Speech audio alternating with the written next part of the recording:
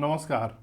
आज इस वीडियो में डिस्कस करेंगे उत्तरी अमेरिका के परिवहन संबंधी उद्योगों की, और इसमें जो तीन प्रमुख उद्योग हैं। पहला उद्योग है ऑटोमोबाइल या मोटर गाड़ी उद्योग। दूसरा उद्योग है इसमें शिप बिल्डिंग या जलयान निर्माण का उद्योग। और तीसरा उद्योग है एयरक्राफ्ट उद्योग या विमानन उद्योग।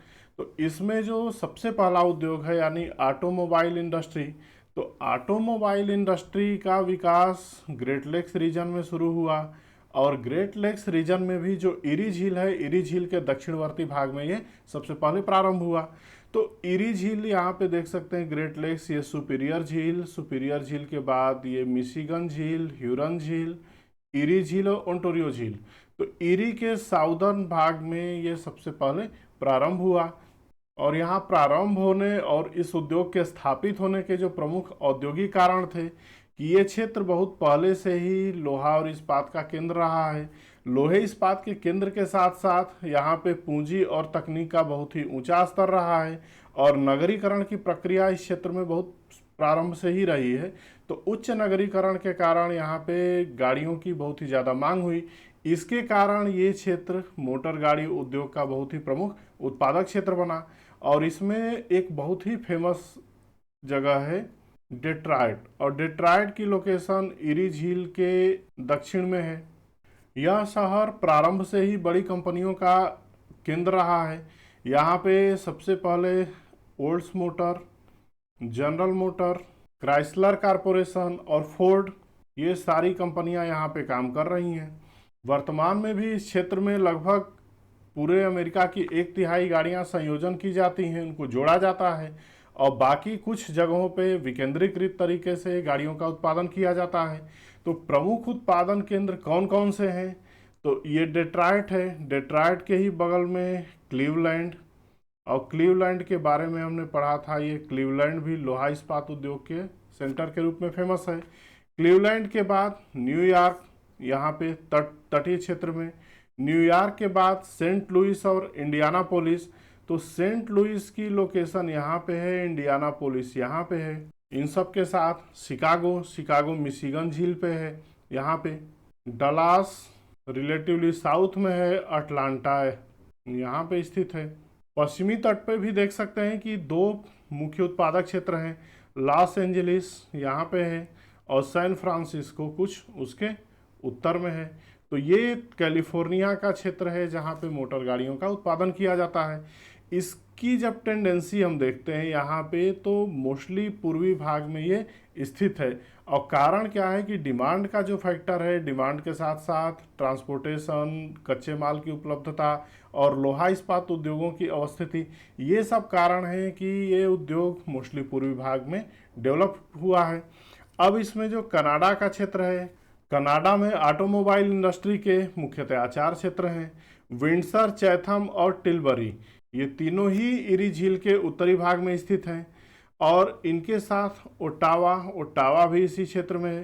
तो कुल के बाद जो ऑटोमोबाइल इंडस्ट्री का जो मैक्सिमम डेवलपमेंट है उत्तरी अमेरिका के पूर्वी भाग में। और इनका जो लोकेशनल फैक्टर है, पहला फैक्टर कि लोहे और इस्पात के उद्योग इन्हीं क्षेत्रों में केंद्रित हैं। और लोहे इस्पात के अलावे जो लोकल डिमांड है वो इस क्षेत्र में बहुत ज़्यादा है, क्योंकि जनसंख्या हमको पता है कि वो मोस्टली इसी भाग में केंद्रित है। और इनके साथ ही ये ट्रेड रूट से जुड़ा हुआ है, सेंट लॉरेंस ग्रेट लेक्स का ट्रेड रूट, और इससे व्यापार में काफ़ी सुविधाएं होती हैं। तो इस क्षेत्र के प्रमुख जो लोकेशनल फैक्टर्स हैं, लोकेशनल फैक्टर्स में लोहे और इस्पात उद्योग की प्रमुखता, इनके साथ ही साथ पूंजी का स्तर, जनसंख्या आधिक्य होने से मांग की आपूर्ति, श्रम की आपूर्ति, इनके बाद ट्रेड रूट से नज़दीकी होने के कारण आयात और निर्यात की सुविधाएं। तो ये सब कारण हैं कि इन क्षेत्रों में ऑटोमोबाइल का इंडस्ट्री काफ़ी ज़्यादा डेवलप्ड अवस्था में है। ऑटोमोबाइल इंडस्ट्री उत्तरी अमेरिका में वैसे तो ये प्रौढ़ावस्था को प्राप्त कर चुका है। और प्रौढ़ावस्था का मतलब ये हुआ कि ये बस अब एक रिप्लेसमेंट का उद्योग है कि लोग पुरानी गाड़ी बेच के या हटा के उसको नए में रिप्लेस करते हैं, क्योंकि यहाँ पे गाड़ियों की स्थिति वहाँ की जनसंख्या की आवश्यकता के अनुसार हो गई है। तो यह उद्योग उत्तरी अमेरिका में प्रौढ़ावस्था को प्राप्त कर चुका है। अब इसमें जो दूसरा प्रमुख उद्योग है वो शिप बिल्डिंग या जलयान निर्माण का उद्योग है। और जलयान निर्माण में संयुक्त राज्य अमेरिका की बहुत ज़्यादा महत्वपूर्ण भूमिका रही है और यह भूमिका युद्ध और शांति के समय से प्रभावित होती रही है। युद्ध काल में यहाँ की डिमांड बढ़ती है तो इसलिए उत्पादन बढ़ जाता है, और शांति काल में डिमांड कम रहती है तो उत्पादन काफ़ी कम हो जाता है। और इसके उदाहरण वर्ल्ड वार के टाइम से लिया जाता है। वर्ल्ड वार में इनकी डिमांड बहुत अधिक थी, तो डिमांड अधिक होने के कारण यहाँ की उत्पादकता बढ़ी, लेकिन वर्ल्ड वार समाप्त होने के बाद इसकी उत्पादकता काफ़ी कम हो गई। तो यहाँ पे जो जलयान निर्माण के उद्योग हैं ये मुख्यतया 4 भागों में केंद्रित हैं। पहला एरिया है अटलांटिक तटीय रीजन, दूसरा एरिया है गल्फ कोस्ट रीजन यानी मैक्सिको की खाड़ी का तट, और तीसरा एरिया है प्रशांत महासागरीय तट, और चौथा जो कनाडा का क्षेत्र है वो मोस्टली पूर्वी क्षेत्र है जो ग्रेट लेक्स सेंट लॉरेंस सीवे के आसपास का क्षेत्र है। तो इसमें जो सबसे पहला है अटलांटिक रीजन, अटलांटिक रीजन में जो प्रमुख उत्पादक के केंद्र हैं तो इसमें है क्विंसी।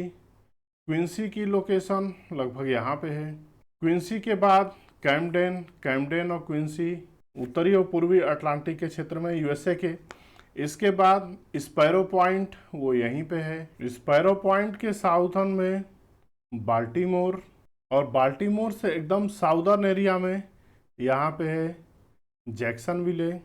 तो ये सारे क्षेत्र अटलांटिक रीजन के तटीय भागों में हैं। अब अटलांटिक तटीय भागों के बाद जो दूसरा रीजन है गल्फ रीजन। तो जो गल्फ रीजन है, गल्फ रीजन में न्यू ऑरलियंस की स्थिति यहाँ पे है। न्यू ऑरलियंस से पूरब में मोबाइल एक प्लेस का नाम है। मोबाइल के साथ ह्यूस्टन, ये टेक्सास राज्य में यहाँ पे स्थित है ह्यूस्टन के साथ ब्यूमांट यहाँ पे है, और ब्यूमांट से भी एकदम ईस्ट में यहाँ पे एक पनामा सिटी है। पनामा सिटी एक्चुअली फ्लोरिडा में एक जगह का नाम है, और ये पनामा देश की कैपिटल पनामा सिटी से ये अलग है। ये पनामा सिटी फ्लोरिडा में है बेसिकली यूएसए के, और यहाँ पे जलयान उत्पादन किया जाता है।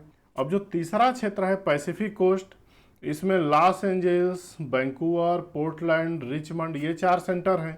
यहाँ पे है वैंकूवर से साउथ पोर्टलैंड, यहाँ पे लॉस एंजल्स, और लॉस एंजल्स से उत्तर में है रिचमंड। जो कनाडा के क्षेत्र हैं, कनाडा के हेलीफैक्स स्थित है नोवा स्कोशिया में, ये हेलीफैक्स के बाद क्यूबेक प्रांत में है लेविस, क्यूबेक यहाँ पे है। विक्टोरिया पश्चिमी तट पे है, और Ottawa again eastern side. Ottawa के बाद सेंट जॉन्स कनाडा के उत्तरी भाग में। तो जो पोत निर्माण के उद्योग हैं इनका संकेंद्रण भी कहाँ पे है, पूर्वी तट पे, और कुछ संकेंद्रण है पश्चिमी तट पे। अब जो तीसरा परिवहन से संबंधित उद्योग है वो है एयरक्राफ्ट उद्योग या विमानन उद्योग। तो विमानन उद्योग का प्रारंभ 1903 में हुआ जब राइट ब्रदर्स ने वायुयान उड़ाया, और उसके बाद अमेरिका में लगातार रिसर्चें चलती रहीं। तो प्रथम विश्व युद्ध के समय तक इसके जो कारखाने थे वो देश के पश्चिमी भागों में स्थित थे, लेकिन उसके बाद जो वायुयान बनाने की कंपनियां बनी वो विभिन्न भागों में स्थित थीं। और अमेरिका में विमानन उद्योग की एक बहुत ही महत्वपूर्ण विशेषता यह है कि इसके विभिन्न पार्ट देश के विभिन्न भागों में बनाए जाते हैं, और इसके कारण बहुत ही ज़्यादा रणनीतिक हैं। उत्तरी अमेरिका महाद्वीप में विशेषकर संयुक्त राज्य अमेरिका में विमानन उद्योग के लिए जो फेवरेबल कंडीशंस हैं, यहाँ पे विस्तृत समतल मैदानी भूभाग हैं, साथ ही साथ शुष्क जलवायु है, स्वच्छ मौसम रहता है। यहाँ पे घरेलू और बाहर ये दोनों ही डिमांड बहुत अधिक है।